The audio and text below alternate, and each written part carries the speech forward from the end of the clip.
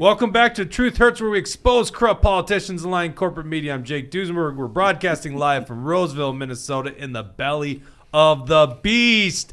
We're brought to you today by Alpine Cabinetry in St. Cloud, Minnesota, and Warren Wessel of Warren Wessel Realty. I always got to grab my sheet, make sure I get his number right, because if you're buying home, you're selling home, you got to give my good friend Warren a call. Thinks the way you and I think, sells a hell of homes. Sold my home in like 4 days. This was back a while ago, in 2017 when I sold my last home. 4 days. Sold in 4 days. That's awesome. Great customer service.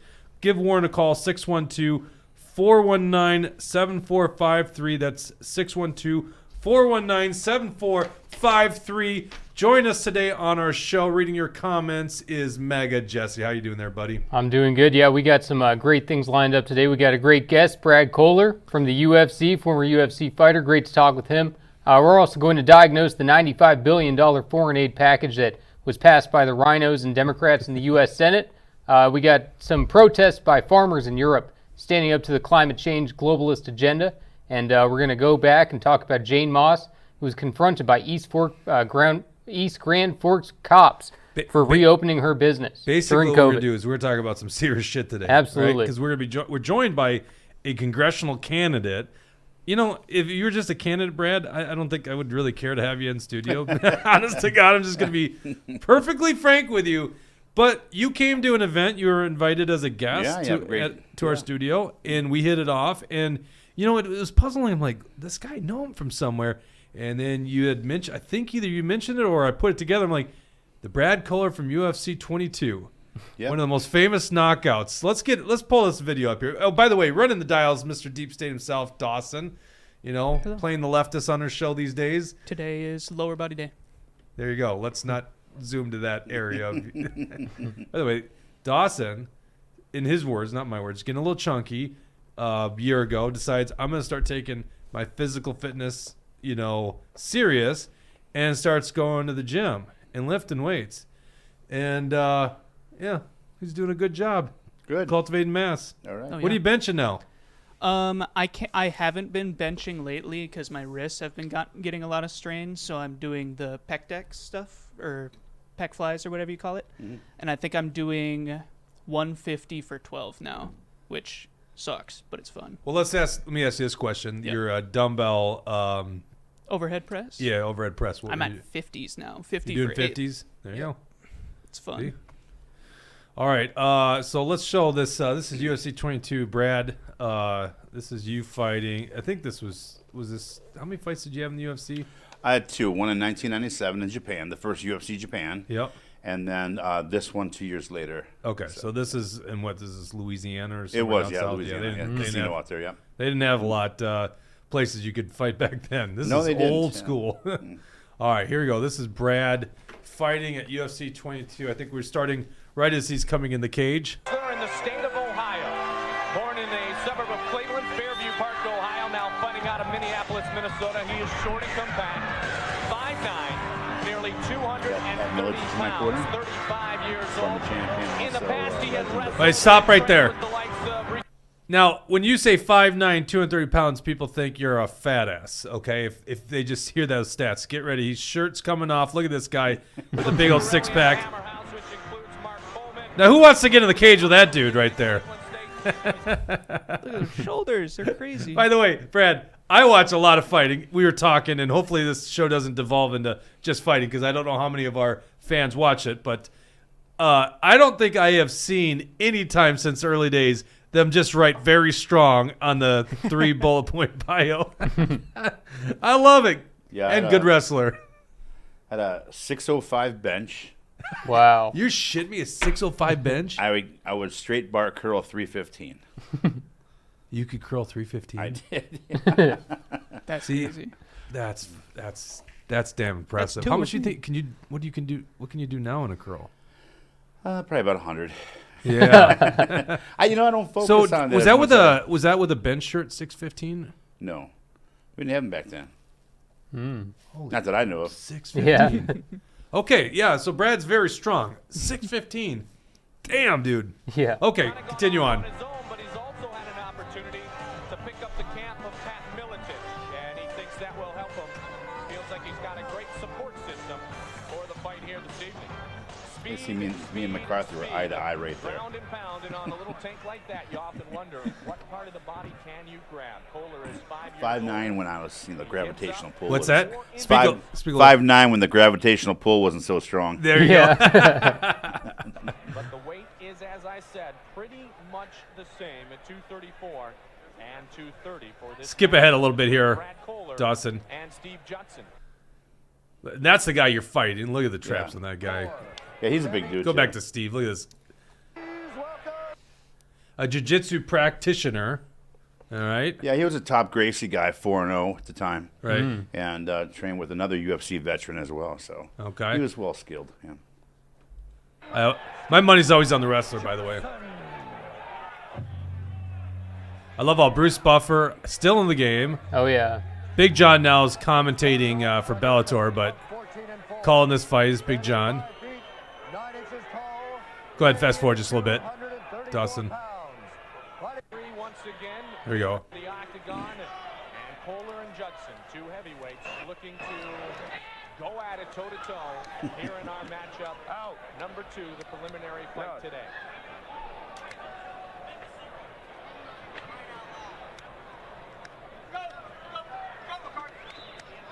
All right, here we go. You ready, Steve? Are you ready, Brad? Let's get it on. Come on. Here we go, Judson and Kohler. Kohler dancing quickly. Kohler's very explosive. Early on, he's just unbelievably calm. That's beautiful. Quick double leg by Kohler. Now let's see what he's picked up in the world of submission. He quickly tries to get into a choke submission. Front headlock here again. Wrestler using front headlock and a knee as a backup. Kohler does have great speed and good lateral movement. It's always better to give than receive, right? It doesn't get any more accurate. I think they got a different angle right here. Watch this. As we have seen of a knockout in a long time. Watch this, right on the chin. Earlier tonight, as Brad Kohler knocked In out and Steve out. Judson, Oh, Steve my was God. taken to the local hospital. He has been Okay, released so there's your from the credentials, line. Brad. Now, we need to do a campaign commercial for you. And what are we going to do? We're going to put Mitch McConnell's face on Steve. What are we going to do? Ooh. Biden's face. You know, there's this comic who's got this joke. That's Shane Gillis' joke. It's about how Trump would be the funniest guy to get assassinated, and then he goes, "Biden's the first person you could punch assassinate." All right. So I don't think we True. could. I don't think we'd do that video. That would be that'd pretty much get him thrown in prison, probably. Oh, thanks. Yeah. Yeah. Metaphorically speaking, by the way, it's all metaphorical. But that is 1999. That's Yeah. 25 years ago. Yeah. What's happened since then? How did you go from that to the guy that's sitting in this chair today? It's been a great journey. Had my shares of ups and downs, but just kept going. I just wanted to keep trying different things and figure out who I was and what my why was in the world, and it was just one thing after another. I'm businessman to back to MMA to businessman back to MMA. Just bouncing, trying to figure out, I am, got in a little bit of trouble, and What kind of trouble did you get in? I managed a UFC fighter getting in a street fight. Yeah. Okay, a couple other things. Once you get a felony here in Minnesota, you don't get misdemeanors no more. So, and that whole thing about Minnesota, you visit Minnesota on vacation, leave on probation thing is it's a very tough state when it comes to the law. And I went through it all. I went through the system, did my thing, and I've never been to jail. I've been to the workhouse. So you go in there, you're watching clothes, and you're watching TV in your own clothes. But you're still going through the process of the probation and things where you violate, you go back in, or whatever. They prolong your probation, and it was just a very tough process to overcome. And when you're a target, typically. At that time, when I was, at the top of the world, and people, knew who I was, you think, most people that would have had done something like I did would probably got the misdemeanor, but they really wanted to make an example. What is the thing you did, though? You said you managed a fighter that got in a street fight, but Yeah, I got in a fight. And So you were saying, so why you did know. you say manage a fighter that was in a street fight? oh, when you, no, I didn't manage a fight. I was in a street fight. Oh, okay. Imagine just that. hear wrong? Imagine, I thought imagine a UFC fighter getting. Oh, I'm I thought sorry. you said manage. Okay, I got it. Sorry. Imagine okay. Yeah, got it. imagine. Well, I can imagine that, by the way. And Yeah, and it's happened. you know, honestly, still today, I'll be at. Me and my wife can't even go out anymore. I'll be sitting there and people go, they'll wait till they're good and drunk to come up and talk to me and then start stuff. It's just like, man, just go away. You know. That is a problem. And yes, I can still fight. I don't want to, though, Yeah. you know. But it's just ridiculous how some people think, you know. They get that bottle of courage in them, or, Yep. you know, they're 135 pounds of dripping wet. Now they're 300 pounds built with muscle, and they can say whatever they want to without any repercussions. But yet, you know, who gets in trouble? You know, the Rottweiler that bit too big, you know. Not the Chihuahua, Right. the Rottweiler. So... Yeah, every local town has that bar that, you know, they've always got a tough guy who thinks that, you know, they see someone like you come in, they think, why not take my shot at this? You know, you're a big name, people respect you, and obviously, you know, based on that fight that we just watched there, you know, you're a tough guy who, you know, that guy got stretchered out at the end of it, didn't he?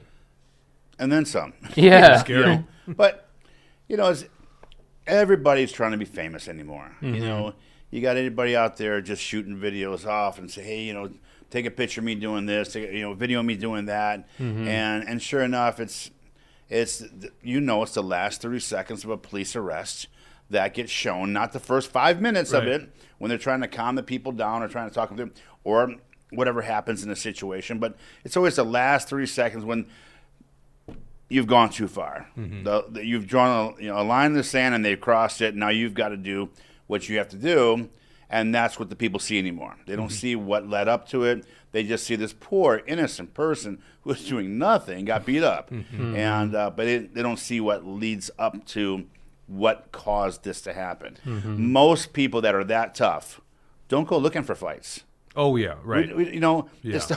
it's the ones who think they have something to prove. Yeah. You And know? then they learn pretty quick. And, you know, and I feel bad for the police officers that have to put up with this every day. You know, they have a really tough job as it is, let alone being added to that by people who want to try to make a name for themselves or be on video or get some kind of negative attention. Yeah. Tucker says, anyone see the Florida cop who got scared by an acorn? I don't know what he's even referring to. Yeah, I haven't watched the video yet. Tucker had sent that to me earlier, and basically, yeah, apparently an acorn falls and they start shooting. So I'm not sure what the full, you know, obviously I'd want to look at the full scope of the incident and everything. I'm also seeing JL Jass in the comments. Looks like you got a fan here. They're saying you're running for Congress. That's his district, and you're a good man. Oh, thank you so much. By the way, we'll read your comments anytime if you guys want to ask a question. And as you guys know, you can interrupt us at any moment with a Rumble rant. And make sure you like or subscribe or both. Yeah, like and subscribe. There you go. I think I'd know this by now. Like and subscribe so the algorithm says to more people that this is a good show to watch. So you kind of took that moment in your life and said, I got to go a different direction then? Is that I did. sense? Yeah, I did. Because, you know, you coming in here the other night, I think maybe one of the things that took a while for me to make the connection is like, and not that fighters are assholes, by the way. I mean, not everyone's a John Jones, right? A lot of these guys are real nice dudes. Yeah. We were chatting about John Jones before. Man, that guy's life is just. Did you see the thing about him at the comedy club the other day? He's like heckling the comedian. Oh, yeah? It came out. It's interesting. But, you know, it just seemed like you, I don't know if it's like a turn to Christ thing or what it was with you, but it seemed like maybe you were a different type of person. You know, I've been in and out of my Christianity for many years where I did my last mini time in the workhouse, and I just, you know, was so frustrated I was there again. And, you know, I got out January 1st, 2011. I was homeless. I had 2 gym bags. 2011. Holy cow. And that was it. And then I was, you know, kind of much had to change my life. By the way, you said you're married, so you weren't married at this point? No. Okay. And so it was, you know, you have to, you know, stop, you know, letting you make mistakes. You know, you got to stand up, be the real you kind of thing is what I did. I said, stand up and, you know, who's the real Brad Kohler, you know, and because I've always been respectful to people. I've always been really cool with people. I just did some really stupid things sometimes. And what I had to do was start protecting me from myself. And I did. So I actually moved into an MMA school, started training there while I was developing my boxing products that I invented. By the way, so 2011, how old are you at this point? I'm going to be 60 in May. Okay, so So I was were 40, in your yeah. late 40s. Yeah. Yep. And way too old to grow up. Okay. Yeah. And it wasn't, like I said, it was. Everyone's got a different journey, Yeah. obviously. So, And so, by the way, most people in their 20s weren't doing, or actually were in their 30s then, weren't doing that. I was blessed. I got to be on the biggest stage in the world. It still Yeah. is. And, it's a lot of pressure. You're still a target. The training to get to that level is brutal, let alone to succeed at that level. So I took that mindset. I wrote a book called Prime. It's just a little kids book for kids who've gone through hard times and family background issues like myself, and said, I want to write a good book to help tell my story to these kids that are going through it, try to help them. And my life started changing when I started like really isolating myself from just doing the right thing and really diving in my Christianity. And I always believe that you can't get away with anything because, if you really believe in God, He's always watching. So your true character is tested when no one's watching because there's always someone watching. So I live by that. My habits, routines, and rituals every day. So I wrote this book called Prime, talked a little about my background and what I'm talking to you about right now, and try to tell these kids today that, it's okay to fail. It doesn't make you a failure, You got to set goals, have a distinct path for that and follow that, and don't let nothing stop you. There's a lot of naysayers and people out there that will try to shut you down. That's the fuel for your fire. You've got to, you ever see those posts like, I'm doing this because I'm every MFer I want to prove wrong kind of thing, right? Yeah. And that's what I did. Was kind of like, I just know that I have so much more in me to give, and I just couldn't figure out really where I was taking my life to. I came back to the MMA for a little while. My last fight, I was 47 years old. I ended up winning my last fight. I retired. What was the promotion?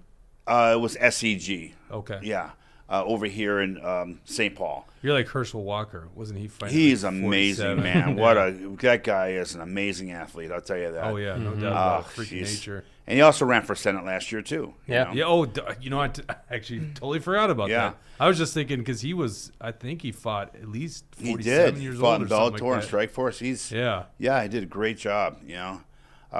But again, it's a guy who took his passion to keep being that role model, to be that inspiration to people, and that's what I am trying to do. Just be that role model that, hey, this is still a great country. You can still drop on your butt, get back up, and fail, and keep getting back up and do it again.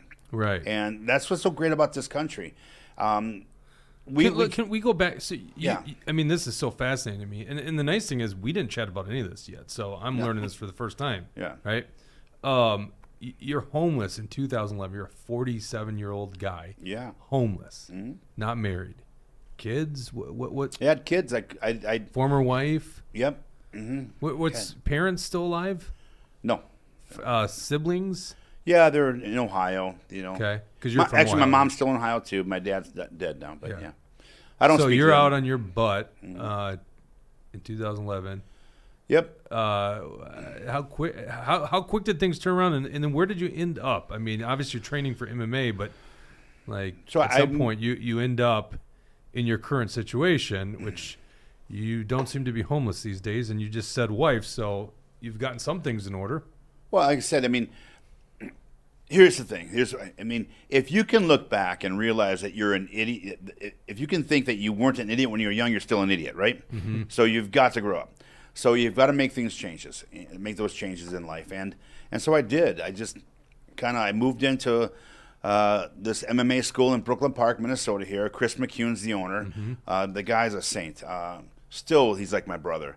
And I moved in there, was a coach there, and again, while I was doing personal training, trying to raise money to build my prototypes for my combo hitters, I was reestablishing my life. By the way, Brock would have been training there around that time frame, right? Brock Lesnar?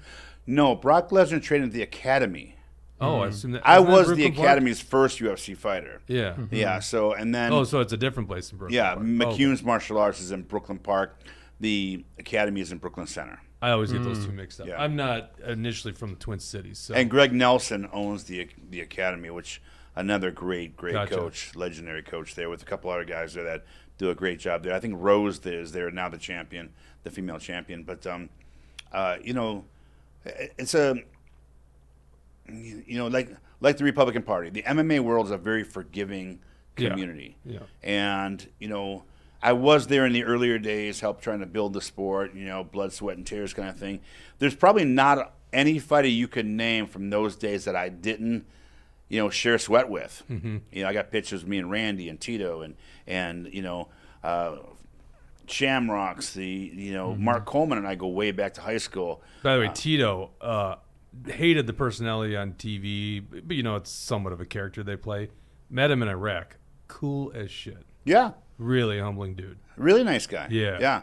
No, he's a real person, you know, and they wanted him to act that way, you know. It works. Yeah. You know, listen, if you sell tickets, Yeah. why not? And I was on cards with, you know, Anderson Silva and you know, Tank Abbott. And, Yeah. You know, I mean, I was on cards with these guys that are legends of the sport, which was just an honor to be around these people. And again, just going from there and knowing that I could reach such great heights, what am I doing in my personal life? And that's, again, what I had to do. I had to figure out where can I go and what was my why. And leading into politics, you know, things happened, and I just saw so much wrongdoing going on. And I'm not one of those guys who likes to complain about things. Mm-hmm. I said, I'm going to do something about it, and started investigating and looking into it, and that's what kind of led me into this. And, of course, you know, after I build my net worth up and myself back up, grew my business out of my garage while raising my kids as a single father, I opened up 2 gyms, and COVID hits. And, you know, so all of a sudden now again, here I am, you know, hitting rock bottom because as a business person, you push the envelope a little bit, right? Right. And you risk. And so I lose my gyms, my manufacturing slows down, and have to rebuild again. So how do these decisions get made?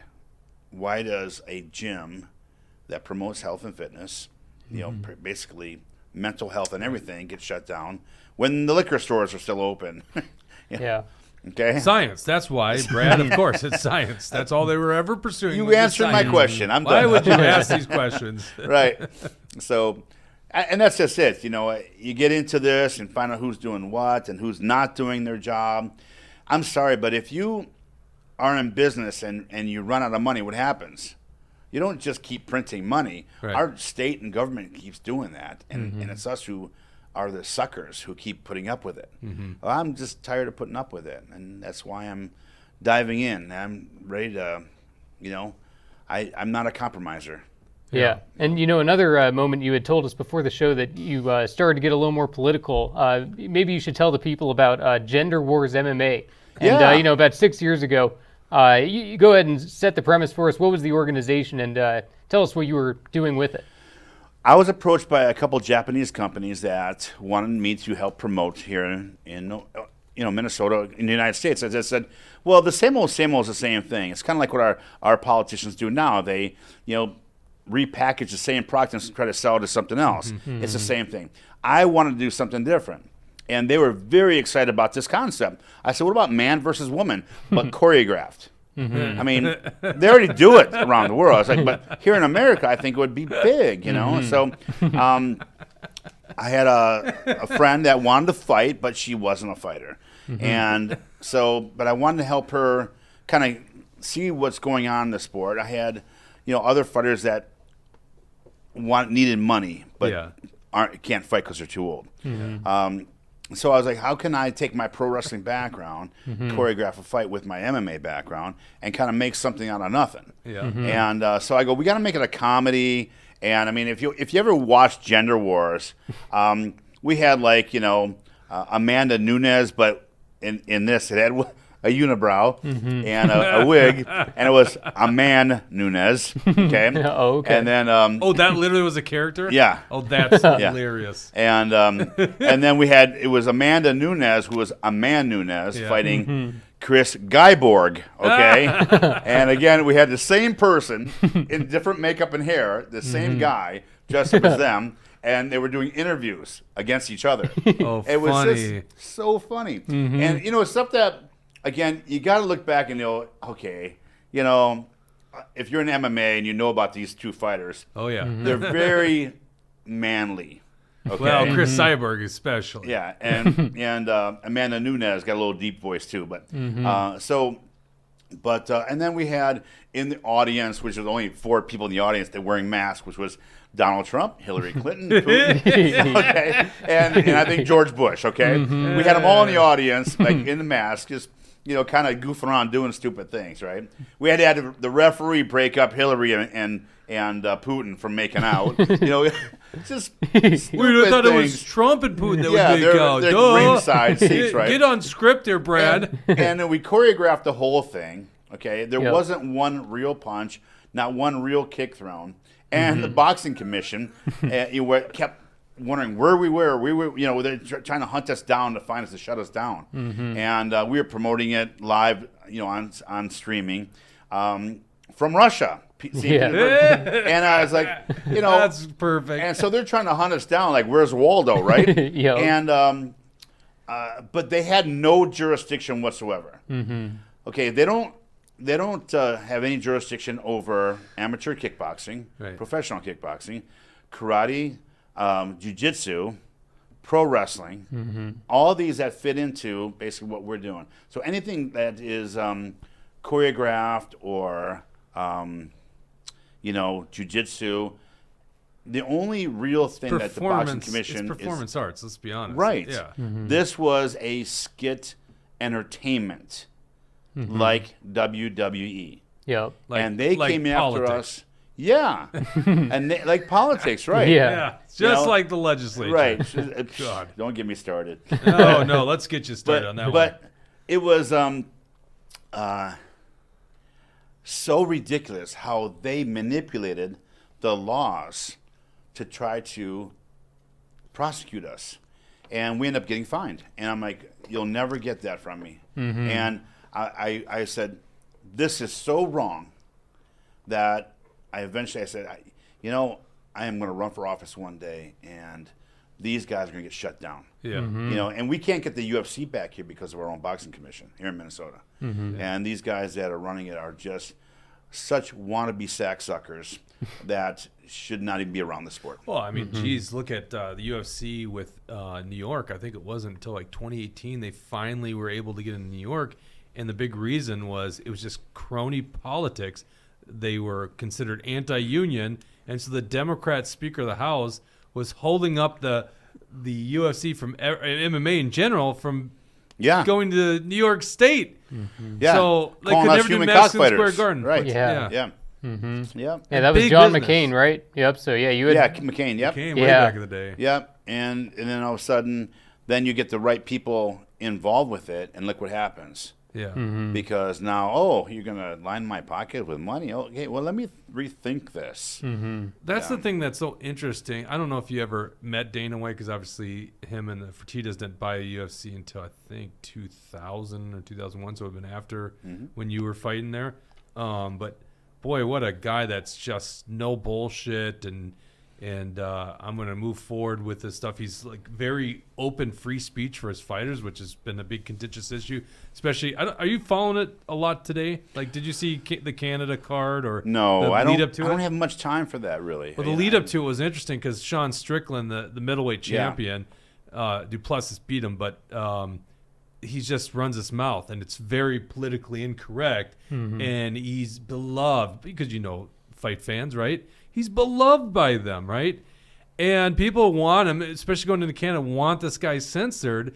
And Dana's just like, I'll let these guys say what they want to. By the way, Sean Strickland also was like, well, now UFC's got Bud Light. They're endorsing what I say. Right. Which I thought was hilarious. Oh, yeah. No, Dana's a good guy. Yeah, it seems like it. You know, and that's just what you need in this kind of a sport. Because some of these fighters are uncontrollable. Yeah. And so there's got to be some kind of accountability there, you know. Yeah. All right. Well, what do you consider? I mean, you're running for U.S. Congress. My God, I saw there was a comment up there. Was it Jay Less? You ran for state senate. Yep. Well, quite a jump up now in Congressional District 3, which is a rough district. It is a swing district, but it's a rough district for Republicans. The thing that makes it better is Dean Phillips. Who knows what the hell he's doing right now? I mean, he's kind of running for president, but I don't know what the true he's ambitions selling are. vodka. We know that. Yeah. He's still selling vodka. He's going to do just fine in life. Yeah, but, right. But him vacating it, get rid of the power of the incumbency, so it's maybe a little bit more in play, but it's still a hard seat to win. Why U.S. Congress? What brings you to that point where you say, I'm going to not run for state senate or state house, I'm running for U.S. Congress? I wanted to run for Congress 3 years ago, and meeting with some of the heads of the GOP, they thought I should, walk a little slower with this and maybe go into the Senate. And not going into the long story of the Senate thing, but I started which is District 34 now. It used to be 36. It got realigned. Yep. Then I end up in District 38. So, I've had a better chance of winning the Senate race in 34 until they realigned. And which was again 36. Well, can you remind me who's your opponent? 38. Who's 38? Susan Fa. Oh, okay. Yeah. And so.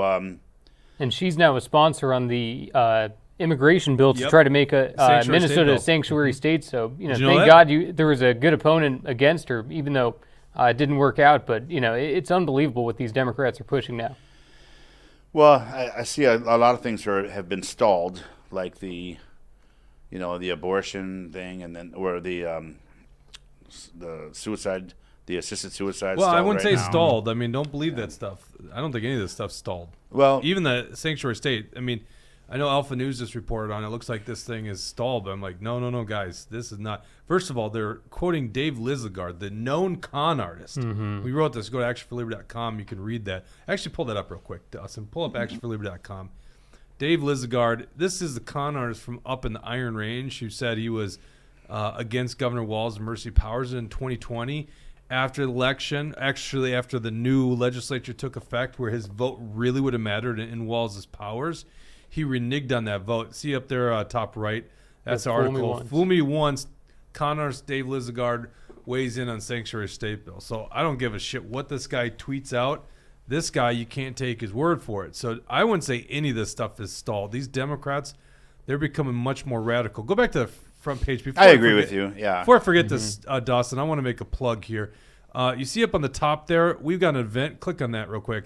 This is the Dangerous DFL agenda. If you're in the Twin Cities area or if you want to make a trip down here, next Tuesday, we're going to be at the Mermaid in Moundsview. That's just up the road from here. Great big event. All about the DFL agenda. And scroll down. I got some special guests here I'm so excited to talk about, and they'll be on the show on Tuesday. We got Lisa Hanson and Jane Moss, two of the ladies who defied Governor Walz's mercy powers. We're going to talk about exactly why we got to pass the Never Again bill. And these two ladies, in my opinion, they're heroes, what they did. Jane Moss actually just shut down the Boardwalk Bar and Grill in East Grand Forks after many, many tough years in business. It's hard to get staff these days. That's really the reason she went down. And Lisa Hanson, as a lot of you guys know, actually went to jail for disobeying Governor Walz's mercy powers. So we're going to have these two ladies that night, plus Senator Wiesenberg speaking. What else? Eric Mortensen, yep, new president, Yep. Action for Liberty, speaking that night. Great event at the Mermaid in Moundsview. That's Tuesday, February 20th. Just go to actionforliberty.com and RSVP. The 20th, in you there. said? The 20th, Okay. yep. So next Tuesday. Okay. And then we'll have Lisa and Jane on this show on Tuesday. I cannot wait for that. Wow. And maybe Lisa Monet, too. She's having some back trouble, or back pain, so I'm not certain we're going to get her. But where was I going with this? Oh, Congress. Yeah. So you want to So you were encouraged to run for Senate in 2022. Now you're kind of fulfilling the dream you had maybe 3 years ago at the higher stage. So that means there must be some federal issue that's really guiding your view in politics. I mean, you talk about the boxing commission, but like, what's the big federal issue that's got you so interested in running for that seat? Where do you start, right? I mean, well, let's start somewhere. I think this international money going overseas is ridiculous, and it's our money. We have needs here at home that need to be addressed before we start helping silly wars across the country, across the world. So, first of all, I'm against this war, but I'm also against it's helping crazy I got to them. say this, but which one are you talking about? You're right. There's a couple. Right? Yeah, you're right. There's any of them. Yeah. Okay. So, but our aid to them is, look, I understand we have allies and stuff over there, but they've got to learn to defend themselves, and we can't just keep stepping in every time little brother is in a fight. We've got to protect ourselves, our borders. We've got to stop taking we're our not taxpayer doing. money. What's that? Which we're not doing. Clearly. Which we're not doing. Yeah. We're being invaded right now, and don't get me wrong. I'm all for legal immigration, but what's going on right now is a stress on all of us. So again, I'm not going to talk about it. I'd rather do something about it. If my voice can be heard, if this is what the people want and want someone to step up there and say what's on their minds, like, no, we're not. You're not taking our money. We're not kicking in to this, democratic agenda. I want to be able to say that. I want to say that for our people. Yeah, you sound like an America First candidate, which is exactly what our country needs right now. We need people focused on our own country. We got our own problems at home. We got the debt that is going crazy. And, we're making all these enemies around the world. So if you're America First, I love to hear that. It's bad business. It really is. It is bad business. Dawson, pull up that chart here that's on our Twitter account, or X account, I'm sorry, the one with the money. Yeah, so this is from Breakpoints. Go ahead and click on that, blow it up a bit. We did notice beforehand the chart levels don't quite match the amounts, but if you focus on the amounts, this $95 billion Senate bill, this had 22 rhinos supporting it. Fake conservatives like Joni Ernst in Iowa, right? Yep. And your boy John was it John? Yeah, Kennedy? John Kennedy. I mean, almost all of them. It's unbelievable. So they're looking at $60 billion more in money laundering to Ukraine, $14.5 billion to Israel, or $14.1 billion to Israel, $8 billion basically to Taiwan. So the big complaint in Washington, D.C. right now, Brad, because obviously Republicans have control of the U.S. House. I'll use the term control very loosely here. And they're upset because that wasn't tied to border security. And I'm just going back and going, screw any foreign aid. Do you have any issue with this statement? We shouldn't give a dime of our money, take from taxpayers here in the United States, and give a dime of aid to people overseas or to foreign countries. We should secure the border and reduce our debt, right? Yes, absolutely.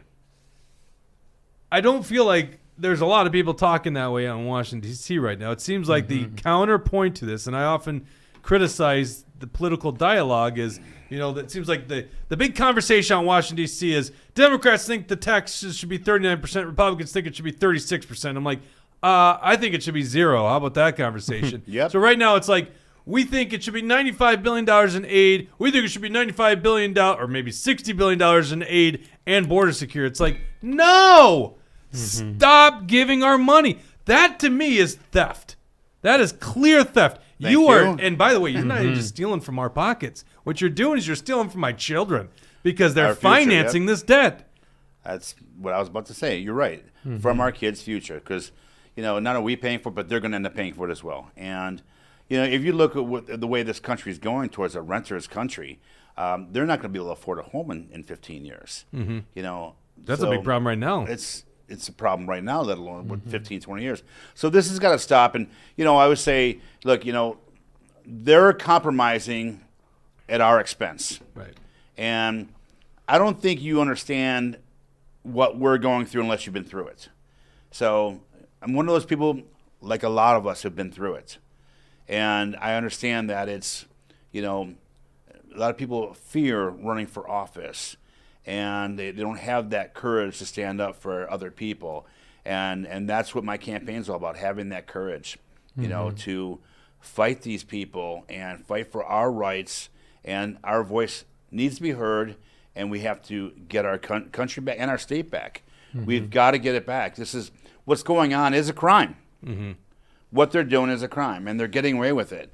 And I got to say, we've let them. We've not done anything about it. We need, as Republicans, to together fight this. We can't just sit by idly no more. We've got to be more aggressive to this. Well, I mean, I literally think these guys are traitors, and I think the Republicans just as much that have been giving any of our money to Ukraine. I was saying this to Dawson beforehand because Dawson either likes to play the leftist argument or just devil's advocate. I don't know why you would advocate for the devil, but go ahead, keep advocating for him there, Dawson. Just giving you shit, all right? Are we talking about war now, or what? Well, what remember we were talking about, I was criticizing this whole policy in Ukraine. I think it was more specific to Ukraine. And I said, let's just give the devil his due here. Let's say the Democrats. Okay, I still think it's immoral what they're doing because they're stealing from us or stealing from future generations to fund this thing. Plus, they're going to aid war effort, which is killing innocent civilians. Get past the moral argument. The Democrats maybe have a legit strategy here in the sense that they're weakening Russia. Russia's bogged down having to fight a war, and they have to now put all these time and resources into fighting in Ukraine. Let's give the devil's due. Maybe that's the strategy. Now, you can't do this without the moral argument here. I have a problem funding war that's killing innocent civilians. I have a problem taking from us when our border has literally allowed a terrorist to come into Minnesota, and we're not doing something about that. And then beyond and above that, the principles of blowback.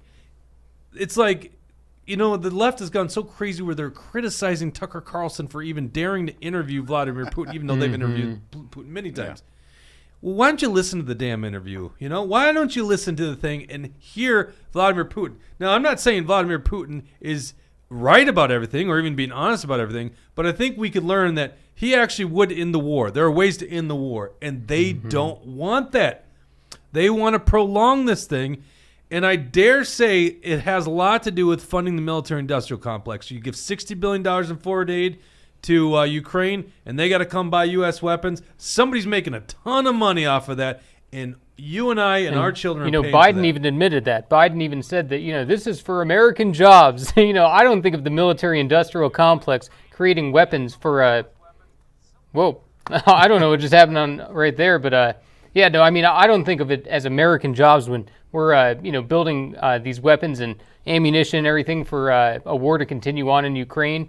Especially when Ukraine is losing the war. Anybody with common sense who's just viewing it objectively can see that Russia is going to win it. It's just a matter of when. Yep. Carla Nelson says, hey, sorry I'm late. Why don't I get the emails anymore? I haven't seen the Patriot Carla Nelson, not to be confused with Senator Carla Nelson, who's not a Patriot. The Patriot Carla Nelson, great fan. Carla, I'm going to write on here to make sure you get on the email list. I don't know why you aren't on it. There you go. Because I definitely want you to get those emails.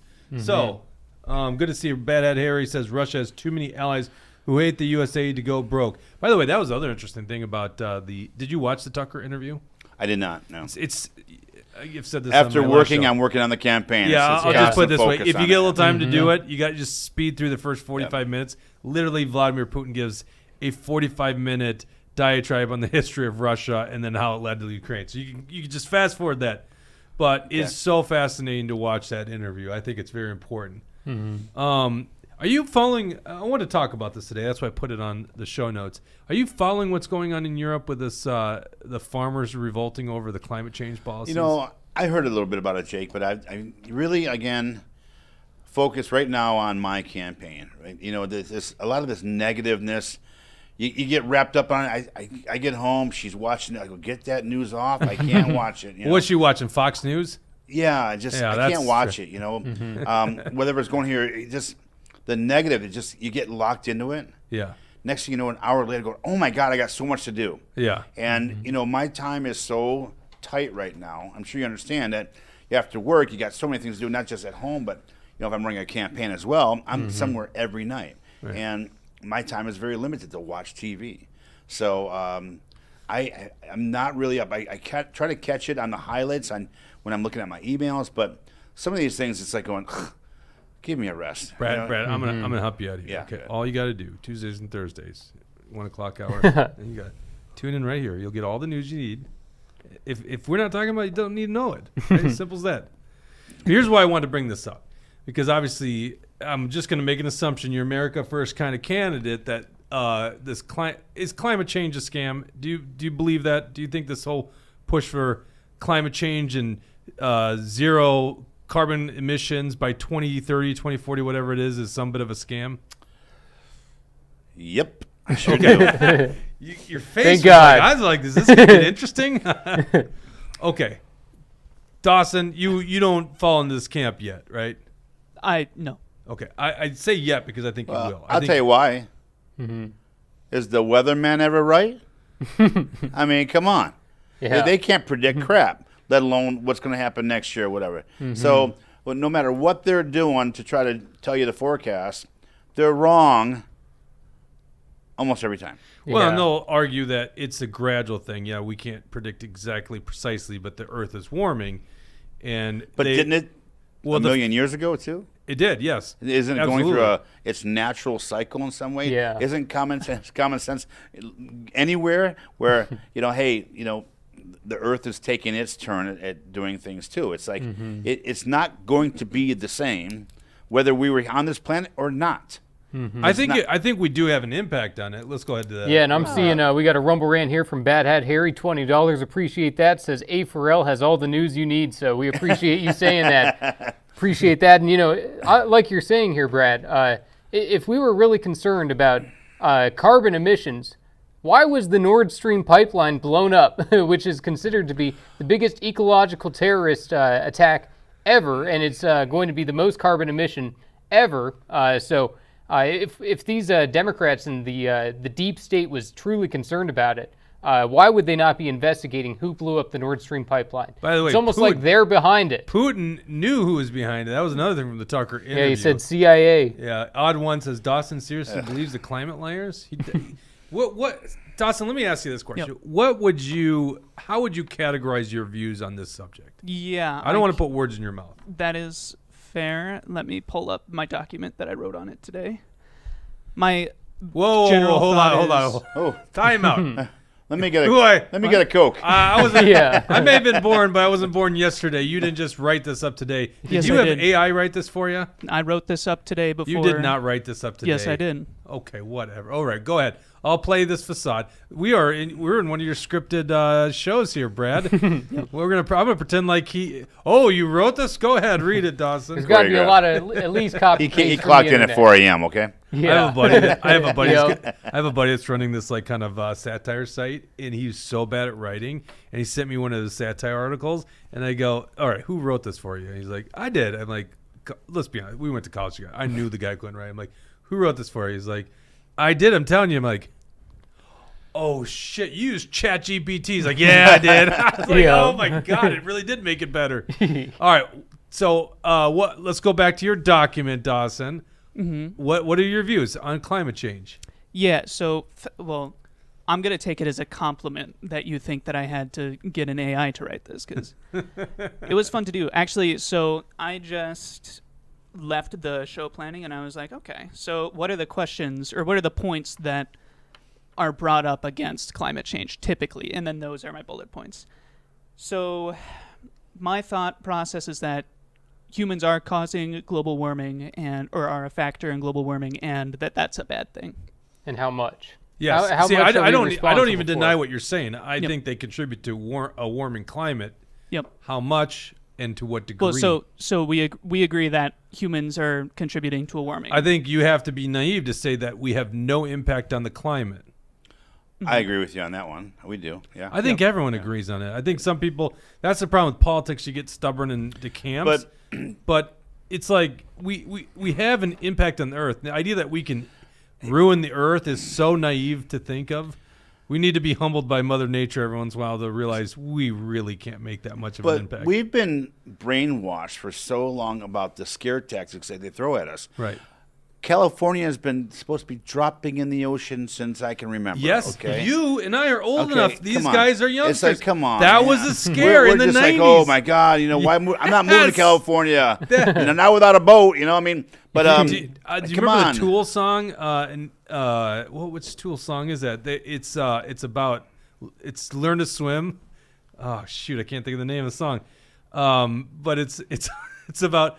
Some say the comet will fall from the sky, followed by meteor showers and tidal waves, followed by fault lines that cannot sit still, followed by millions of dumbfounding dipshits.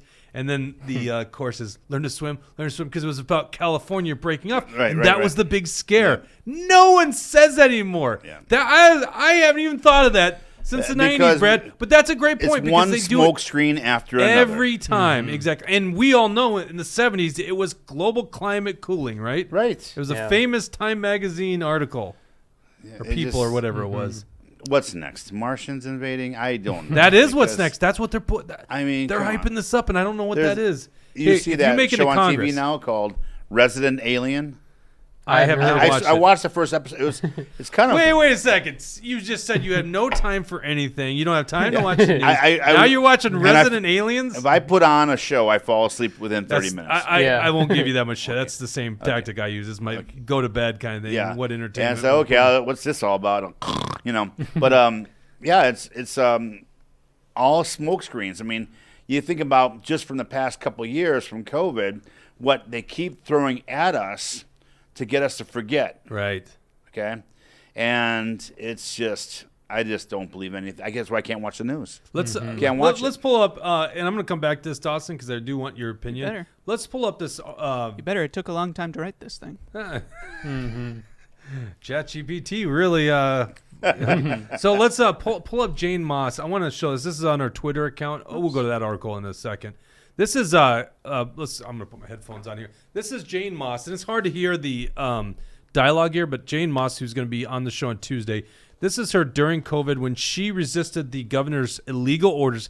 We have to say this: illegal orders. Now, there's actually a case right now that the Supreme Court is taking up on this issue. Actually, it was about, in particular, the mask mandate that was instituted under the emergency orders, which you can imagine how these justices will actually look at the law.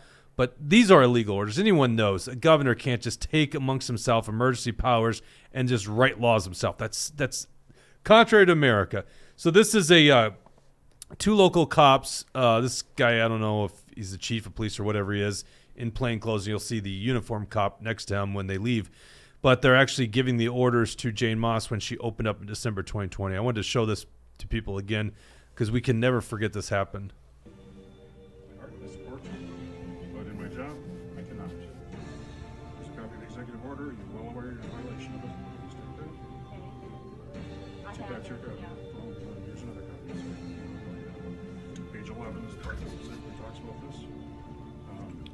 And she owned a restaurant? Say that again? She owned a restaurant? Yeah, this is the Boardwalk Bar and Grill in East Grand Forks. Okay. Discuss this with you if service cease and disorder. You can probably anticipate that the city will be issuing you citations for this time. That's where we're at. Any questions for me? All right. Take care. Thank you. Hi. Have a seat wherever you like. Perfect. Thank you. Where are you from?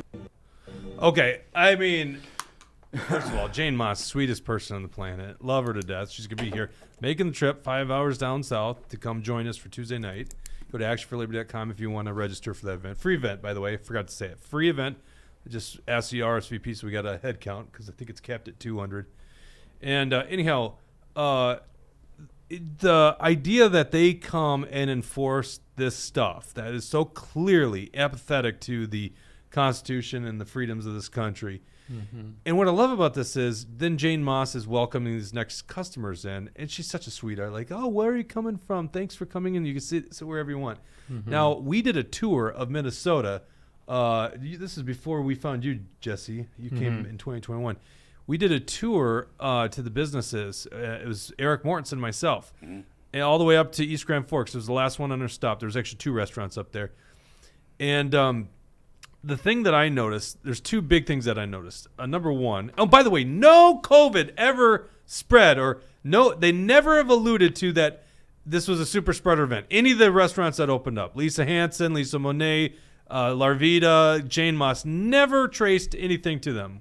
Cornerstone Cafe in Monticello, no tracing. And even if it did happen, that's our right. We're allowed to go out and live our lives as we wish, and we're allowed to take the risks that we think are allowed for ourselves. Our health is our own responsibility. We can't force the government to say that it's their responsibility to make sure that we're all safe. No, it's all up to us individually. Right, exactly. That's what freedom is. And by the way, even go to gyms too. We had one gym owner down in southern Minnesota, and I can't remember the town, who temporarily opened up against the governor's orders, and he quickly caved. These heroes stayed the course. So 2 things I noticed. So first of all, the customers, oh my God, they could be normal again. Because you remember what it was like. And gyms, to me, were a real important thing. I lift weights every day. It sucks when you can't go to the gym. And it really sucks for guys like me. Luckily, it was kind of funny. I just had bought some weights from a buddy who I was like, dude, you're not using these things. I got lucky during COVID, because then it's like COVID shuts down the gym, and I had some free weights at home. I would have loved to buy I wanted some dumbbells. I didn't even have dumbbells at that time. And kettlebells. Yeah. You couldn't find that. Like, those things sold out so quickly. So people started feeling normal again going to those restaurants, and it was a great feeling. The other thing that was so good was these staff members. They finally opened up, and they had huge tips, like huge. I had one lady, I think this was at Cornerstone Cafe in Monticello, goes, I didn't know if I was buying Christmas presents for my kids.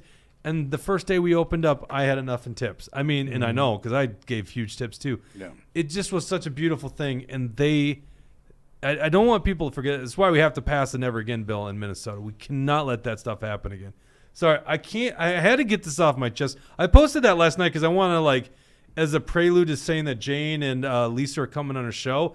And then this tweet kind of got a little viral, at least viral for us, because, our Twitter's relatively new. Let's go to comments here. I'm sorry, I'm ignoring a lot of the comments. Jesse. The first one says, Jake, when are you going to start lifting again? Yeah, that's from Brad Ganser. I see Brad. He's been ducking me, Brad.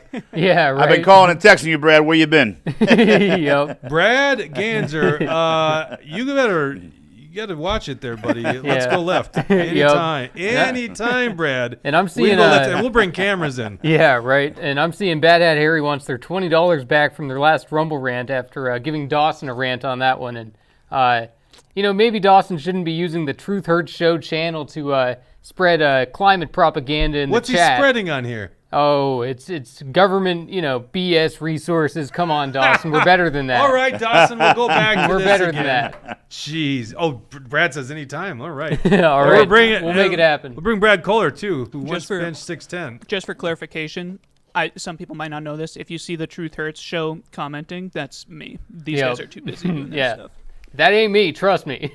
I might have a laptop in front of me. That ain't me. Yeah. What do you think you can bench now?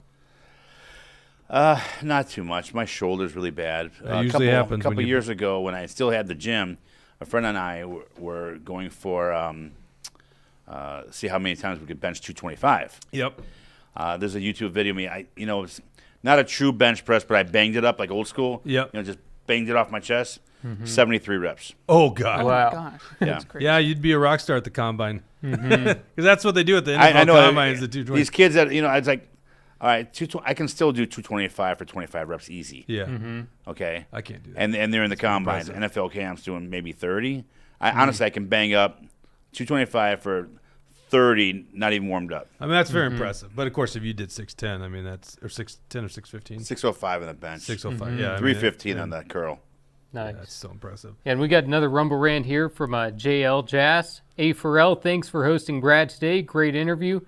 Jen J from Brooklyn Park. So, yeah, thank you very much for that, Jen J. Thank you. And by the way, I have to stress this. Hi, Jen. Yep. Brad Brad says I. Part of my contract, just have to specify, this is not Action for Liberty. The Truth Hurts is independent now, just so people do know. Yep. Although I still work with Action for Liberty and support Action for Liberty as my political as my political nonprofit, but just so you guys know, this show is independent of Action for Liberty, which is why we got you on here today, Brad Kohler. All right, so let's go back to your climate change. All right, what do you what? I don't know why you show me a document, Dawson, and you just don't answer the question. What do you actually believe? You guys haven't given me time to talk. That's true. That's what I was trying to do. I was just trying to silence you. The crazy part is that the title of this document is what I believe. Humans are causing global warming, and that's a bad thing. Humans are causing it. That's your contention? Sorry. And or are a factor of it. Okay, we agree on a factor. Okay. I think it's naive to think it's not a factor. That's a good start. Yeah. Okay, good. We agree with that. And then Jesse asked me how much. How much? Yeah. So since 1880, average global temperatures have increased by about 1 degree Celsius, 1.7 degrees. And that's all human caused?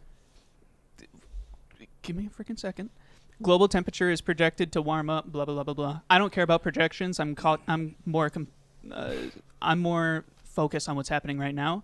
And so the bigger question is, do you think the government... No, you're doing what I did. I'm sorry. Go ahead. Are you done with your thought? I don't want to interrupt them. Well, so then one of you asked, humans are causing it, and the answer is yes, they're a factor in that, yeah. Okay, they are. Okay, so then the question goes to, what do you think the government needs to do about it? You're arguing, are you saying that we should have these carbon emission standards to where, electric vehicles are going to be the law of the land, that it's all going to be made in China, that we lose all of our manufacturing jobs? Where are you going with this? So if I was the president of everything and I could decide what kinds of cars people are using, all that stuff, I would say that no, it's not mandated, but it should be made as accessible as possible for people. So if it's hard in the middle of Idaho or something to get an electric car working because there's no gas or there's only gas around there, that kind of thing, that needs to be made more accessible to people. Is what I would. That's Meaning what, I would say. Though? What does it mean? More accessible? If that means just allowing the marketplace to work. For like if roads are inaccessible for electric cars in the middle of nowhere in some places, we should try to make that accessible. If people can't, like there are no charging stations in Detroit Lakes or something like that, we should focus on getting those there for the people that can get electric pays cars. for that? That would end up being the government. Yep. And Where then does the government get their money? Government money comes from people. And where's the power? Or hold on. print it out of nowhere, right? What's the power that's being supplied to those electric charging stations? What's that? Electricity. Yeah, no, but where's that power coming from?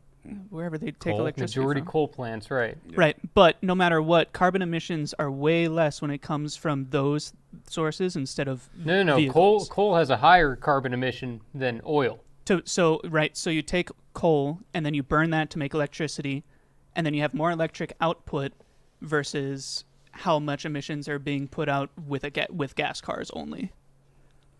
So Dawson, yeah, what I'm hearing from you is it's if more you're efficient. dictator of That's the world. word I'm looking for. What's that? It's more efficient is the word I'm looking for. What I'm hearing from you as dictator of the world. Well, let's talk about mining.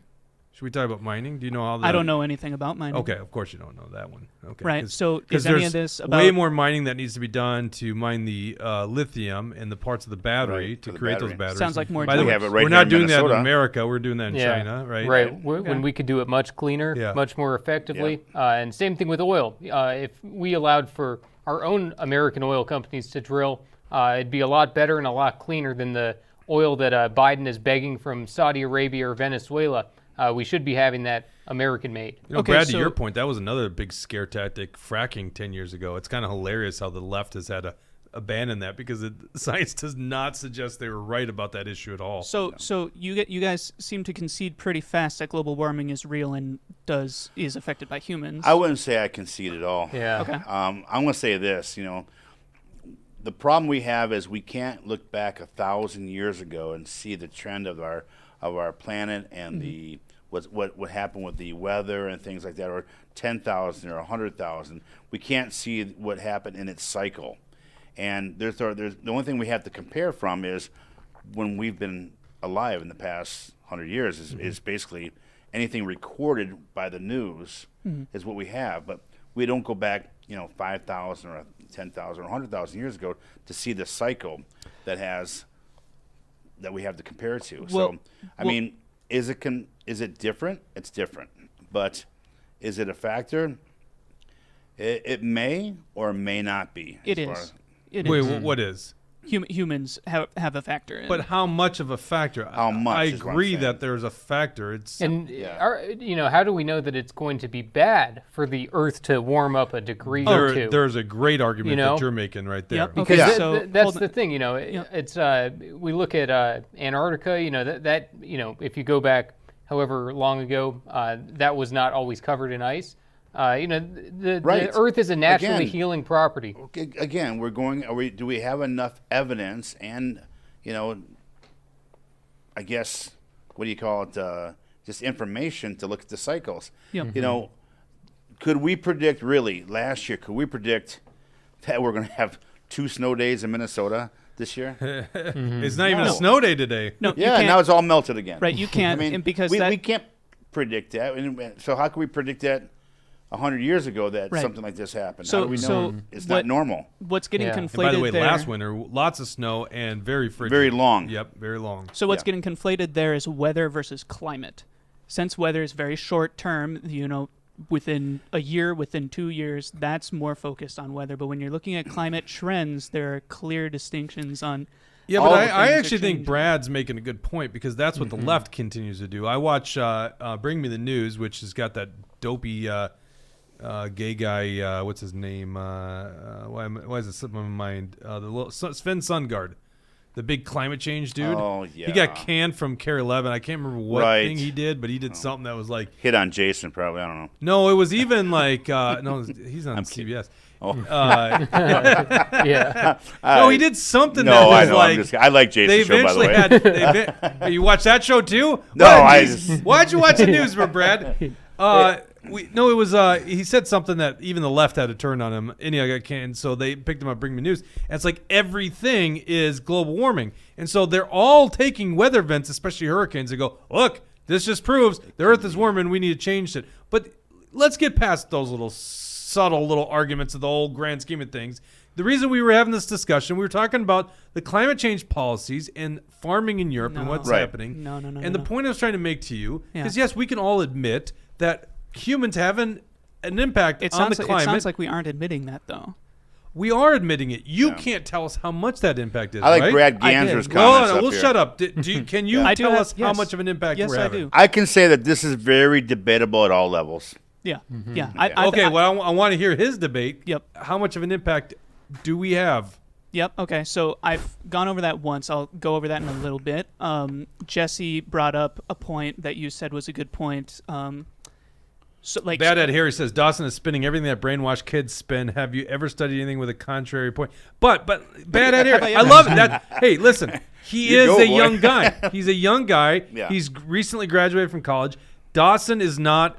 He doesn't play teams here. He is literally here. The best part about it is Dawson doesn't even vote, guys. So it actually doesn't matter. Yeah, in the end, I can't complain about any of that stuff. So look, this is the great thing is this is how a lot of people in his generation think. So let's figure this out. I'm gonna just make a prediction. Dawson will be super red pilled within about a year or two by being on the show. I'll agree with you on that. Yeah, Okay. I think your opinion is valued, and I like what you're saying. Thank you. I do like a little bit of a debate. I like to hit that other side information and hear it. It's just that, how do we come up with the right answers, though?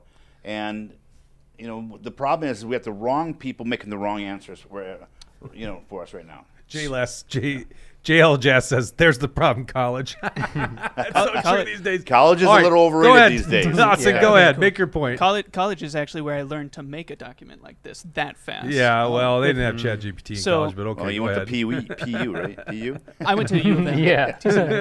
I'm kidding. So Jesse's question was, what's basically. So the Earth. No, heats my up a question degree. to you was No. We're attacking no, the no, other no. one What first. is the impact? How much of an Yep, impact and do we have? And we will get to that, right? But course, you we'll said get that to it. Jesse's point was good, and I'm gonna say Jesse's point is not a point. Look at what William Howard point? Taft's Oh my Bath gosh, please, says. I'm That's a begging. great name, by the way. You guys remind me of me and my uncle debating when I was in college. Give Dawson some time out of it, and he'll come around. See, this is why I said, Dawson, I love having these conversations because people are. This is the arguments people have with friends and with relatives. Yeah. This is why I never used to talk politics. That's right. Yeah. Most Gets people into don't. a heated debate, and let's walk into the cage and figure it out. I know. That's No, all. exactly. Listen, Brad, I come from a family. Now, I don't initially I was born in Minnesota. My dad's from Iowa. Mom's from North Carolina.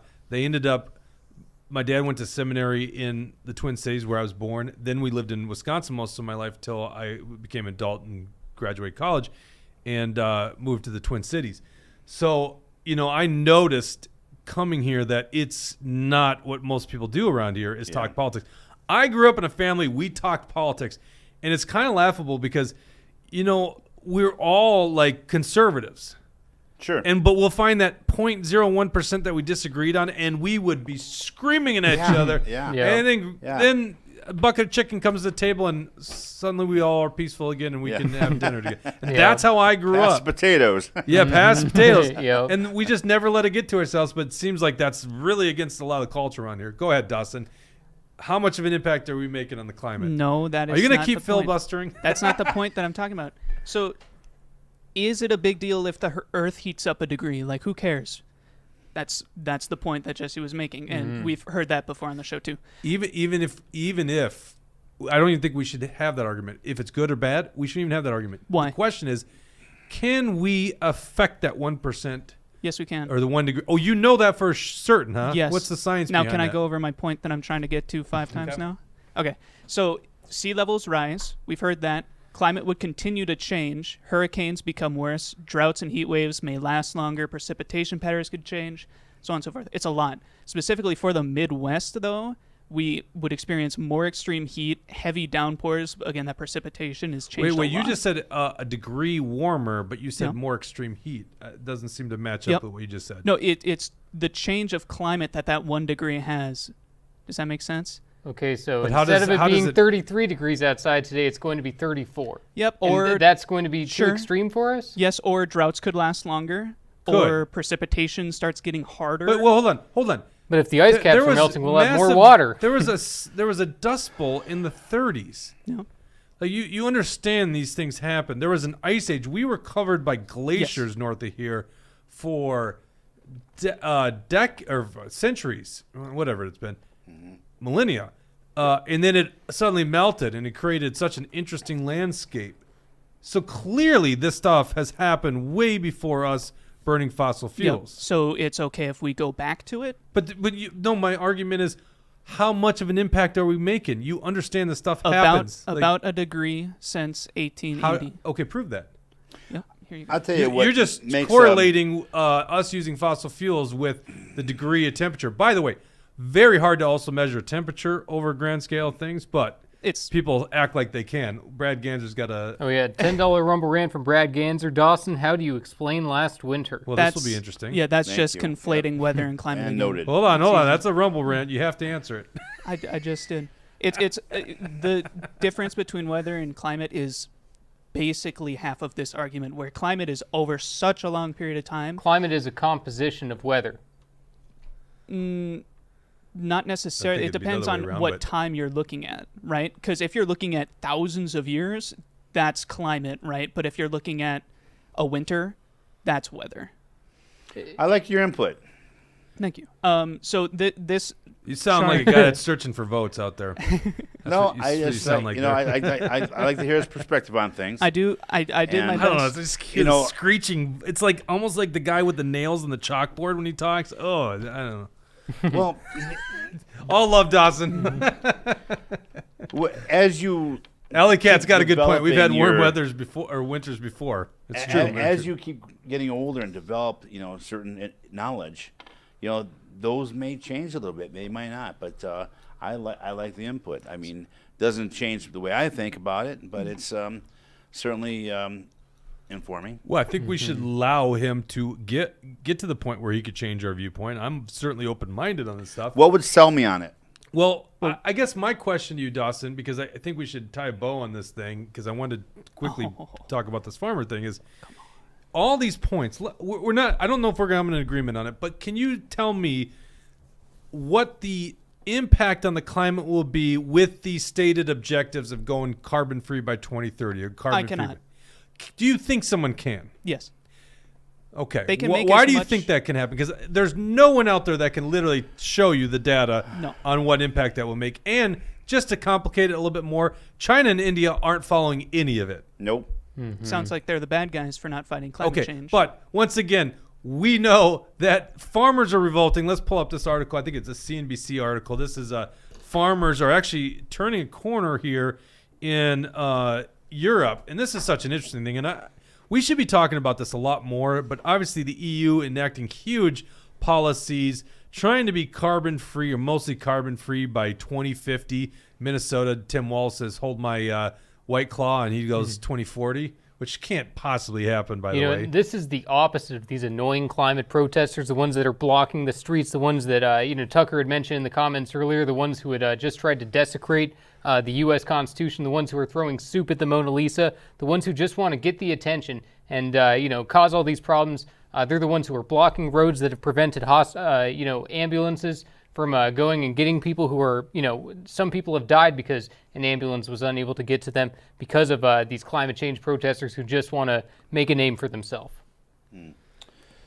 Okay, so basically, because of what they're... So I think the best way to phrase this, I think most people understand this at this point, that the small farmer does not have large margins. They're barely making it. Hardest job out there, right? You obviously, you're a wrestler. You know what tough work is. I imagine your life is similar to mine these days. Life is, because I think you knew this. I was an infantry officer, grew up in the Army in my younger days. Yeah.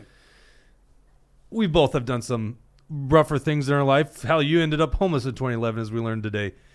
I think you're probably like me. You wake up, you got a warm bed, climate-controlled scenario. Now, I get up early because I like to lift early. Yeah. By the way, love the snow day. Shovel my driveway, and there's like almost no one at the gym. Had like the gym to myself. So I want more of these snow days, by the way.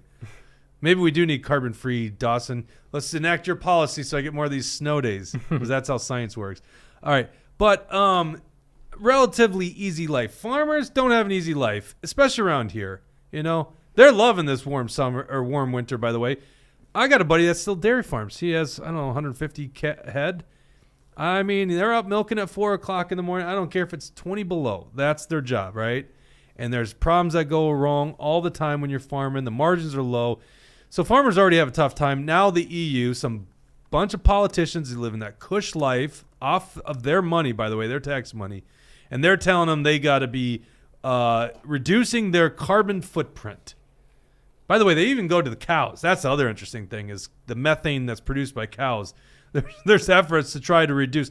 We could go really down a rabbit hole here, even in the American West, trying to get rid of cows and cattle. But But yeah, that's where it's getting in Europe. So there's pushback now. This is an interesting thing. CNBC even reporting about it, how EU is now starting. And by the way, of course, like anything in politicians, those of you guys that are like, oh, it's useless, we can't win in politics. That's why you can win in politics. Even these draconian policies by the EU, these guys know they're about to lose elections. And I thought it was so funny how CNBC phrased this, because, of course, they're losing to the fringe far right. Oh, shoot, I've lost my place. Let me just do a quick word search. Here we go. Europe's reassessment of its climate policies come as the bloc approaches EU parliamentary elections in June, which are expected to bring in, quote, more far-right and fringe lawmakers into the parliament. So in the end of the day, in democratic-like countries, politicians, their number one objective is get reelected. And when their policies are hurting farmers, which I would argue is some kind of global elite agenda, right? Yeah, you think? Do you think? I do think. Yeah. Oh, there you go. There's a lot of reasons why I like you for Congress, by the way, Brad. A lot of reasons. Well, thank you. That alone, right there. Do you know that when Tim Walz was in office in Congressional District 1, Jesse found this out. 2010, I think it was. He was a signer on a resolution praising Klaus Schwab and the WEF.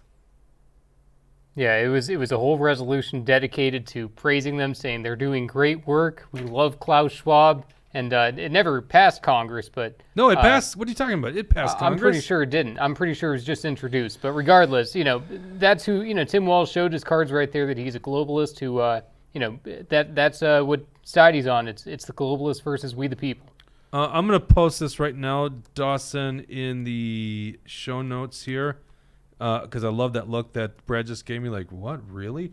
This is Well, line, when line you say 16. that name, I want to come out of retirement.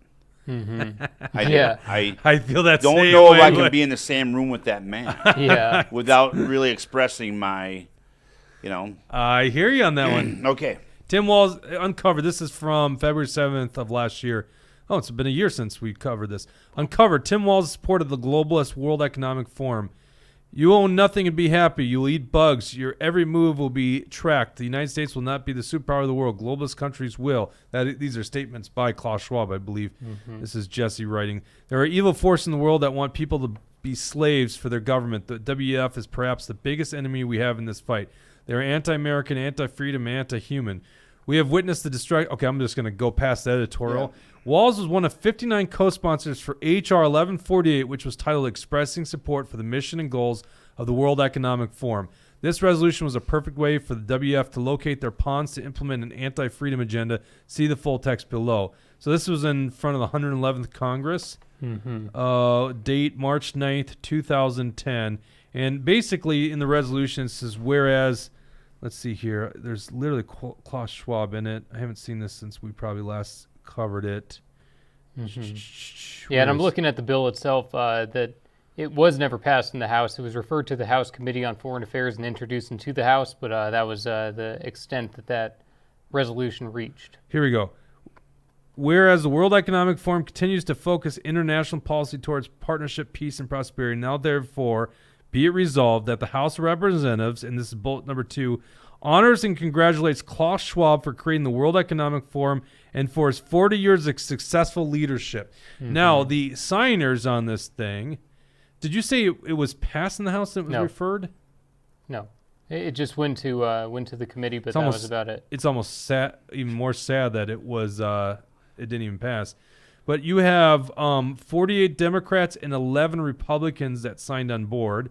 Let me just read the Republicans here, see if there's any that stand out, because I think I remember this right. Yep, there it is. Paul Ryan. He wasn't the Speaker of the House, but Paul Ryan was on this. So Tim Walz. Now, Tim Walz is a very junior Democrat from southern Minnesota. Why the heck is he on this piece of crap legislation? Or resolution, I should say. So a total of 59 people that signed onto this thing. Wow. March of 2010. There you go, Tim Walz. Birds of a feather flock together. Right. Okay, so I would argue that these guys have sinister things. This is where we started having the debate in pre-show, Dawson. I'm like, God, we're breaking the number one rule of entertainment is don't have these debates off camera. It's much more interesting on camera. That's why I have mine ready now if we want to start. Well, my point here is none of these guys can tell you exactly or even close to what the impact will be from their policies. However, what we do know is it's killing the small farmer in Europe.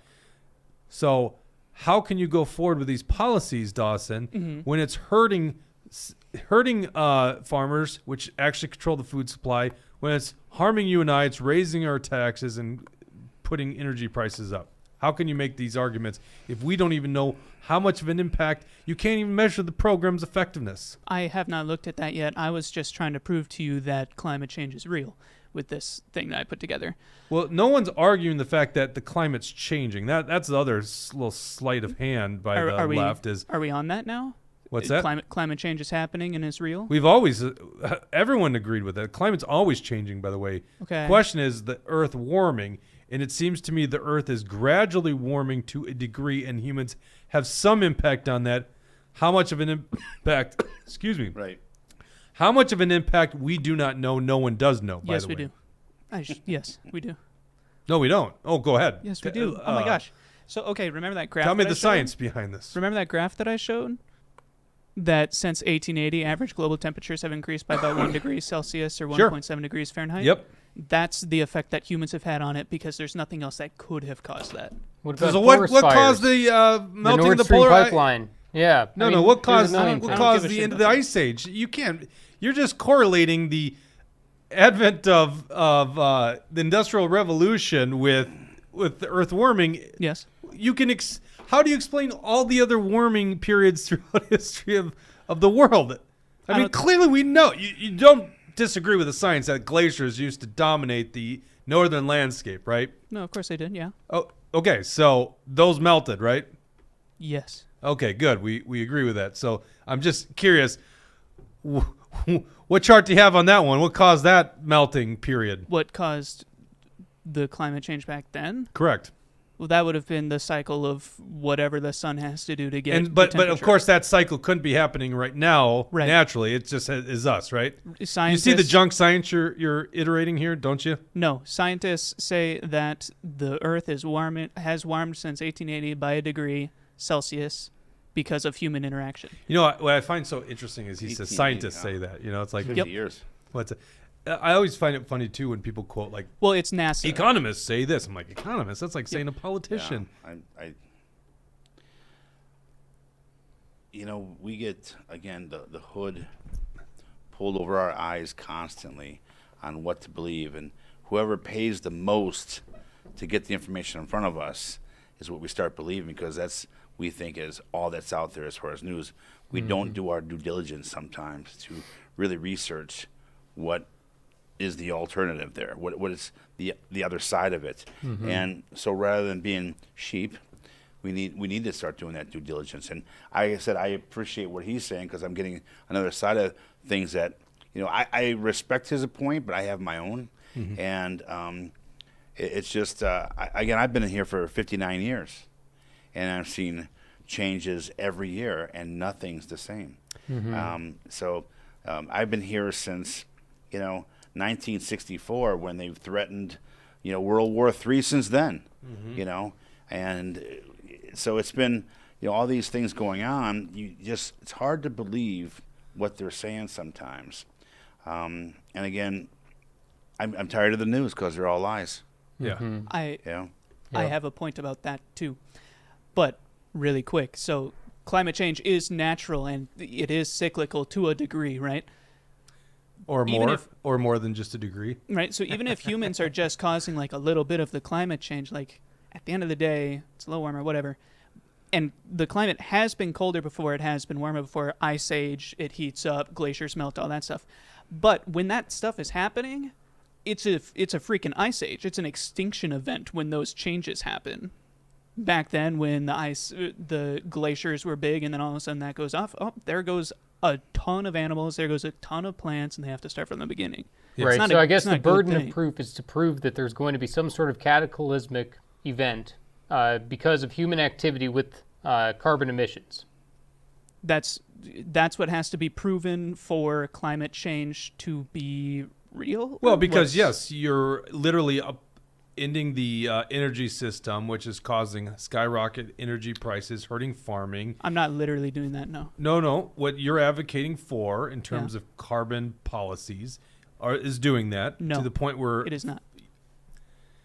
you remember what- disagree with the whole farmers' revolt in Europe? You remember what? So it was everybody should have the most accessible to electric that they can, right? Electric cars. Let's just say cars. Oh, you're saying if specifically. you're dictator of the world. Yeah, so if it's- going if back- it's okay, mine- okay, I got it. Fair point. But Dawson, I'm saying the people quoting the science that you're quoting. It is that, science. No, And it's it's not facts, science. yeah. You can't say you can't. Yes, it's from Here's why it's NASA. not science. No one can actually do the experiment on the climate. That's the funny thing. It's like we can do a lot of the scientific process. We can do that a lot in laboratory, chemistry, even biology to a degree. We cannot do this with the climate because guess what? The climate has too many factors. There's no laboratory for running the experiment. That's why it's all junk science. You can't tell me what any of these policies will do overall to the climate long term. at all. You can't, and no one can. Okay, Right. so I disagree. What on is that. science? Well, okay. What is science? What is yeah, science? like my sources are bad. They're from NASA. They're bought and paid for, whatever. I have this written down. These sources cannot be trusted is a point that they will bring up. At the end of the day, if your arguments need to boil down to you can't trust facts or you can't trust those facts, Nobody's I trust saying mine, that. then this argument is an exercise in futility. Such an argument expresses a deep distrust of scientists and science itself, which you can't argue against. Well, by the way, yeah, you could actually, because I would say during COVID, there's a reason to disagree with the scientific community that we're pushing for vaccines that we were told over and over again were safe and effective. Yes, you can and they didn't end disagree up with- being safe and effective. You can disagree with the science, but it's impossible to argue with someone who disagrees with the science that you are citing. But science first is of all, also science is made to be speculatory and- science is made to be disagreed with, Yeah, right? yeah. It's not Yep. law. I'm not disagreeing with you, but it's impossible to argue with someone who disagrees with the science that you're able to cite. But it's hard to say fact.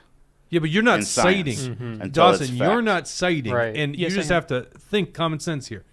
You're not citing Yeah. any scientific study that can show the results of a certain policy and how that will Mark impact the Crowley, world. yeah. And I'll That is just correct. give you the greatest case in point out there, okay? You can go back to Mr. Climate Scam artist number one, Al Gore, and if you watch Inconvenient Truth, everything he said in that film would have transpired by now, and none of it was true. Is Al Gore Got a lot of money for that. He did get a lot of money. Yeah, that transpired very well. Is yeah. Al Gore a politician or a scientist? Yeah, he was the Vice vice president. Yeah. So I wouldn't care what he has to say on. Well, he was the saying he science. was citing the Oh, man. science. Okay, well, Dawson, we can live in the fantasy world where you're dictator, but then there's the reality where the globalist Oh. politicians are the ones who are controlling this But then entire there's thing. the reality where it's a conspiracy, right? Oh, it's a conspiracy that all these politicians want to exert their control and use the government to weaponize against the people. That's so real life. Again, Well, you're hey, coming J Last away- Jazz says a really good point, and this is actually should just end the conversation. It's Sure. like, if these guys, are we to believe these guys warning us, then why is Barack Obama buying oceanfront property on Martha's Vineyard? I can answer that. Go ahead. Why should we care? Why do we care? Why do we care Because about Obama politicians? promotes the Hold on. agenda. Why do He we promotes care? the Well, I agenda knew- that If I knew glacier something ice bad was caps- going to happen, I'd sure stay clear of it. You would Yeah. stay Yeah. so clear. His Right? property is one asset, his massive asset, Yes. would be underwater if he was to be right about Yeah, everything. and that's pretty stupid, right? But he's not a scientist. I'm talking about the scientists. I don't care what the politicians have to say because they're just in it for the money. They're in it for Do you believe? re-election. Hold on. Do you believe scientists are without bias? Do you not believe that science can be hijacked by politics? They can be, but in cases They're like also- this, But well, hold on. They can be. yeah, They can be to a large scale. Do you understand that was one of the big things we should have learned from the pandemic? The fact we still can't say that the virus leaked from the Wuhan lab. Well- The fact we still can't say that means we are not just pursuing truth and science. We've let politics rule the roost. yes, yes, politics has ruled the roost, and I think from the beginning I thought that's stupid. When Then why wouldn't you think that if they did this on COVID, that they wouldn't do this the thing that's literally upending the energy and food system? So we have our differences on thoughts on COVID, and I have yet to write that document. I'll do that one next. I can't wait. But specific, like we keep on getting away from the climate change part, right? Yes, but Do you can't- know who Oh, go ahead, funds science experiments? Well, which It's one? a very good point. Yes, it's mostly Yeah, government I mean, funding, by the way. If Okay. you lean Run this through way a little bit politicians. here, we'll Yeah, definitely well, fund you, that's right? 100%. And by the way, most research in terms of viruses and medicine and stuff goes through the NIH, and the guy that was at the forefront of that was Anthony Fauci. Fauci, yeah. But let's go back to the point I'm trying to make, Dawson. You cannot tell me. I mean, just let's get with common sense here. No one can tell me what the impact these policies will have on the climate long scale for two massive reasons. The one that's kind of minor, but still major, I guess, is the fact that China and India doesn't even accept these policies, so they're going to continue doing what they're doing regardless. Sounds But like number they're the bad two, guy. which is far more important, all the other factors that go into climate change. Like, for instance, I don't know, the sun, which I think you could believe that we have no impact on the sun, right? You at least are humbled enough to know that we have zero impact on the sun, right? The sun is a constant, and that's actually what Well, makes the sun's not a constant. that's what makes that graph that I showed you that's what makes it work. That's The sun is not a constant at all. It is like literally not a constant. What do you mean by literally not? Meaning like the sun changes. The sun actually ejects objects into outer space all the time, and actually it could be a big problem for the United States. When I'm Do you saying, need to get going? I'm sorry, we're in overtime hours here. What's your? Okay, go ahead. Okay. When we'll I'm go for another 5-10 minutes. Is that good? Yeah, that's good. When I'm I'm sorry about that. We're usually an hour and a half, but this is too damn interesting. I hope you guys are enjoying it at home. This is too damn interesting. Dawson, you cannot look me in the straight eye and say you know that these policies will have a certain impact on the Earth long term, can you? I am not a scientist. That's not. Can a that's not my place to scientist do it? And where's that scientist and what's They that study? So scientists are not future tellers, right? They can't say here's the. Are you looking for 100% certainty that I this would love works? any certainty that we can go back and measure. So you wait, go back. Well, and measure. so Al Gore is supposedly citing scientists who, and you'd have to go look at the inconvenient truth, but he had the hockey stick, the infamous hockey stick. They weren't true. It was inaccurate, but those were supposed scientists, climate scientists. Talk about the hardest area of science ever, climate scientists, right? All the variables. I'd have to look into those. I can't take what Al Gore says and think that means anything. Do you know of a study that shows exactly a good model for what the impact on the climate will be overall by these policies that are being enacted? There's a good chance that I can, but I don't think that you would accept you don't, it. but you don't have it right now. Okay, fair enough. Dawson, good luck finding it. Even if I did give you one, I don't think that you'd accept it. No, I don't no, think no. that you would take that. Let's just say I will, okay? But I want to throw this at you. If you cannot find this, Dawson, that we can even mutually agree on, but even if you just personally can't find something, would you say then what they're doing is wrong because we can measure the economic impact? And I could make another argument here too. There are less climatic deaths today because of our reliable sources of heating and cooling in warmer climates and heating in climates like ours usually. There's less climatic deaths for that very reason, especially when you're old. So there's a moral argument to it. There's actually a book written about the moral argument for fossil fuels making this case.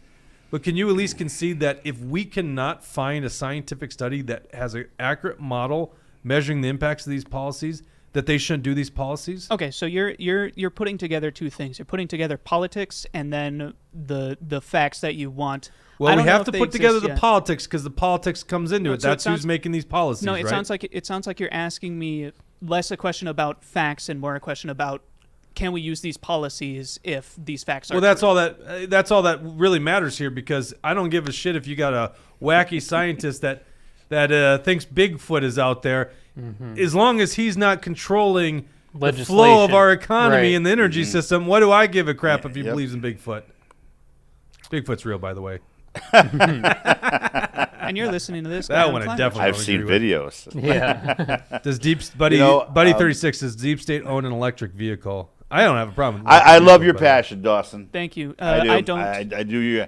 And your belief systems do change as you get older, and But hey, hold on to that. And honestly, I just love how you're standing your ground. Thank you. There you go. I do not own an electric vehicle. Jake needs to pay me more before I can get one. Well, only if you come to my side. No, I'm kidding. see, that's where it is. Yeah. We'll No, I love it. It makes it for an pay you more entertaining if show. you just say yes, we're right.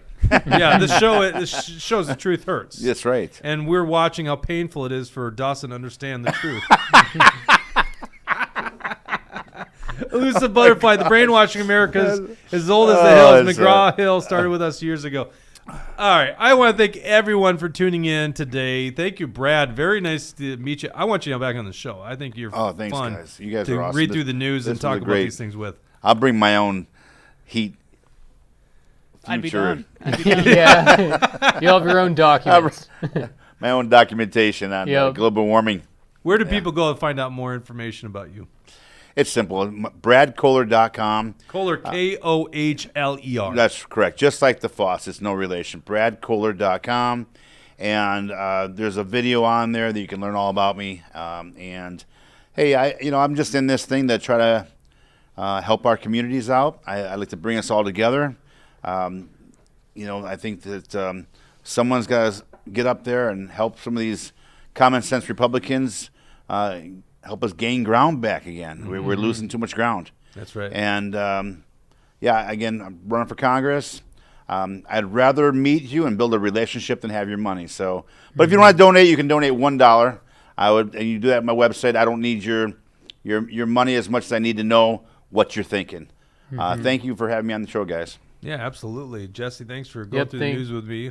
Oh, yeah. Appreciate it. Yep, Jen just threw your website in the chat there. So anyone watching right now, feel free to go into the chat and click the link right there to view more about Brad. Odd one. Admire the willingness to learn and change your opinions more than stand your ground. There you go. Dawson, it's been fun, by the way. Oh yeah. Someday we'll finish it. Yeah. Great. No, I think we'll continue it on. What are you doing on the 5th of Never? No, I really do. I'm very open-minded on this stuff. Just know? kidding. I just to me, I see the scam. I just can't believe. Listen, I don't blame Dawson for not seeing the scam yet. It takes a while to see what's going on, and then you start seeing it's like actually it's some elites that are doing this thing. But that's too much to do in one episode. We'll have to get you there over time. Like we just did on the last episode, how Joe Rogan's coming around. You should go watch that on our Rumble channel. Red Pill Joe Rogan, it's awesome to watch him come around on all this stuff. Because he, traditionally comes from left. All right, well, that's all the time we got. Thank you, Brad. Thank you, MAGA Jesse. Thank you guys watching at home. Thank you for everyone for the Rumble Rants. Make sure you like, subscribe. We'll be back on Tuesday with Jane Moss, Lisa Hansen. I cannot wait to do that show. And then we got the big event on February 20th at the Mermaid Mountains. You go to actionforliberty.com to learn more about that. Give Warren Wessel a call if you're selling your home, 612-419-7453. I got my notes also. Carla Nelson, the Patriot Caller Nelson. I'm going to put you on the email list. And Alpine Cabinetry in St. Cloud, thank you very much for sponsoring this episode. We'll see you on Tuesday.